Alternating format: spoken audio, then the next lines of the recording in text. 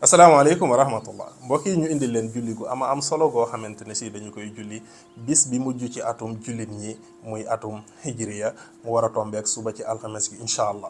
ñu koy tudde salaatul yawmil axiri min asanatil hijriya nekk julli goo xamante ne si julli gu ñu tàmm la wax nañ ne képp koo xamante ne si def nga julli gi seytaane ci boppam dafay am naqar lool am jaaxle di wax naan tuskare ñeel na ma ndax lépp loo xamante ne si sonne woon naa ko ngir yàq ji fi jaam bi rek jaam bi màbb na ko tey te dañuy wax ne képp koo xamante ne si def nga ko mel na ne mottali nga at mi ci aw yiw kon lu baax a baax la ñoo ngi ñaan képp koo xamante ne si jot nga ci vidéo bi nga partagé ko ngir julli ñëpp mën cee jariñu incha allah julli gi nag yomb na ñaari rakan kase la bu ko defee rakan bu ci nekk da ngay jàng fatihatul kitab alhamdulilahi rabil alamin bu mu jeex nga teg ci suratul ixlaas fukki yoon bu ko defee it nga jàng ayatul kursi yu moom it fukki yoon 10 fois boo sëlmanee nag nga doog a jàng